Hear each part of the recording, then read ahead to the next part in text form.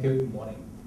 I can see that there are quite a few new faces, which new faces means I have not seen them in all the previous GBI seminar.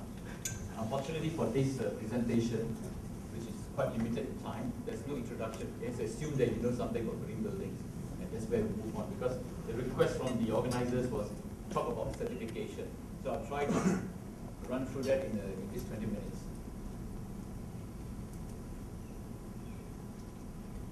Let me try to get this moving.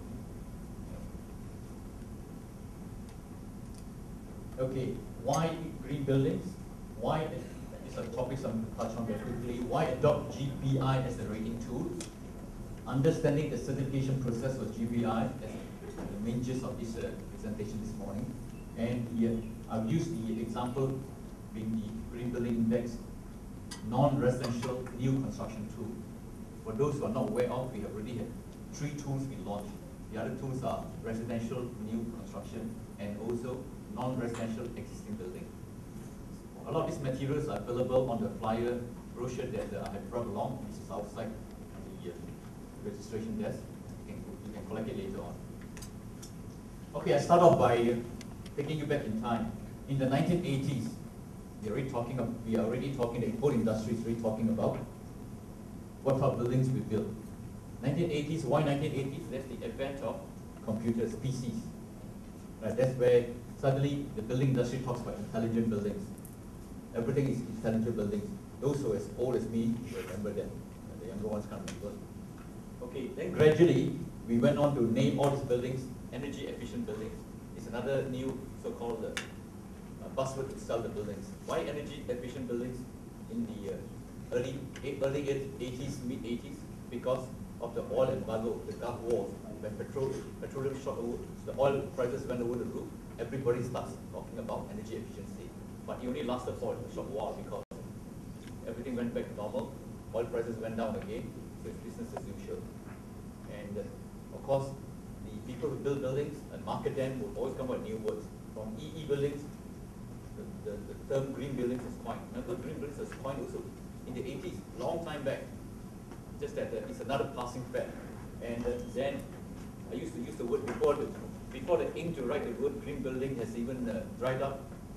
Somebody coined the word sustainable to be more encompassing, right? To include more issues.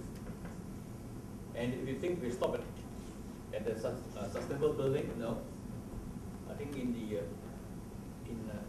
1999-2000, ASHRAE is the American Society for Heating, Refrigerating, and Air Conditioning. That's de facto World Authority on Air Conditioning. The society came up with a new term, high performance building. What do you mean by that? High performance is sustainable, but with elements of cutting edge technology. Everybody's trying to use new terms. Okay, since then, of course, high technology, high performance building, because green has not overwhelmed it, they added the word high performance green buildings. And finally, the world has now finally all decided to agree on one final term, green building. Why? Because it's easier for the layman to understand, and also because finally we have rating systems. You can't say that my building is green. How green? Nobody knows. Now there are rating tools. Everybody's developed it. In Malaysia, no difference. We also develop our green building index because of the industry's demand as well. The history behind it will take time to elaborate. Suffice to say, it is people like the radar and so on that ask the industry. There's an organization called the Building Industry Presidents Council that involves all the presidents of the construction industry, and that's where the request was made. Developers start claiming my development is green. Is it fair to laymen? Are they misleading them? That's how GBI started to evolve. Okay, you think that we have stopped at just talking about green building?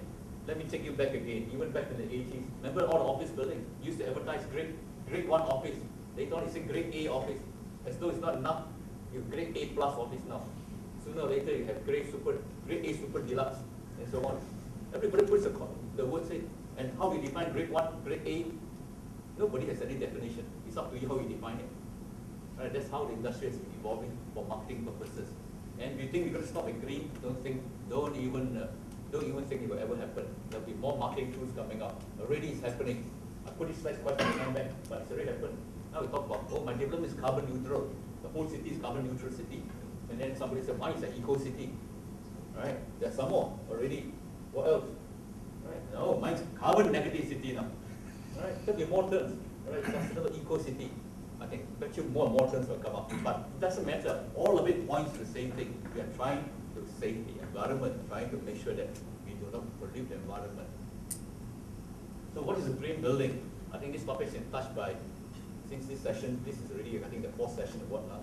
It's been touched everywhere. Again, it's in the brochure, so I won't dwell on it too much, except to say that these are the salient points why we build green. Things like the quite obvious, to save energy, save our resources, recycle materials, minimize emission of toxic substance, and so on. Of course, it's to harmonize with our local climate traditions. Not every green building tool can be used everywhere. All right, if I have time, I will elaborate on that. And you can see the other salient points. At the end of the day, if you're a businessman, you're a developer, you have to send the right message about your own company. Okay, why? The question is why green building index? There's so many tools around. But look at it. Where are the renowned tools? You can see them: LEED, BREEAM, Green Star. Where are they? They're all in the temperate trackers. Right. How many of these tools are within the equatorial climate? There's only Green Mark, that's from Singapore. Now Green Building Index. This year there's another tool we launched called the Green Ship, where Indonesia. Right. Indonesia launched theirs after the World Cup. I remember that very clearly because we Malaysians went over, 5 of us went over during the World Cup weekend to train the trainers in Indonesia so that they can launch theirs. Imagine we're crossing border because they analyzed all the tools, they came to us for help, we went there to train them. So after training their trainers, then they started launching it, so they are already effective. Okay, so I talked about all the green tools around the world. This is just a snapshot, one page of 20 over world tools. It's on the website, you can see proudly Malaysia's Green Building Index is there. There are easily 40 plus tools around the world. Everyone has one. Why you have one? Like I said, you have to suit your local requirement and whatnot. Why not just adopt LEED? Why not just adopt the Green Mark? Each one has its own priority. We say Green Mark, yes, you look at Green Mark too. What's the weightage on it? It is designed for a city-state like Singapore. In Singapore, when you talk about transportation, they are perfect. What are the points on that? Isn't it? So you can understand each other's tool is different to suit you. So, what can the Green Building Index help to do? It's a rating tool. You see, the world has now settled on at least there's a rating system, but whichever tool you use. Ideally, you'd say that each country should use its own tool to suit your own requirement and priorities. So for us, we have Green Building Index, and it provides opportunity for everyone to design and construct such sustainable buildings. Very quickly on certification now. What's the structure of this Green Building Index? The Green Building Index is a NGO. It's an NGO. There's a lot of feedback. It's an NGO-driven tool, like every other tool in the world. Right? We are all driven by the industry. Only Singapore. Only can happen in Singapore. Only in Singapore you have the tool that is developed by the government, and then they make it compulsory with incentives thrown in. Everywhere else in the world is industry driven. In fact, all this, there is a world organization called the World Green Building Council. And Malaysia also has our Malaysian Green Building Confederation.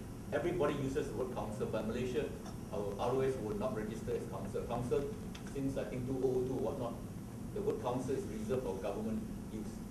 So we have to settle for a confederation. And the World Green Building Council will not recognize if you have government involvement because they don't want interference. Right? That happened in Singapore. Singapore's BCA developed their Green Mark.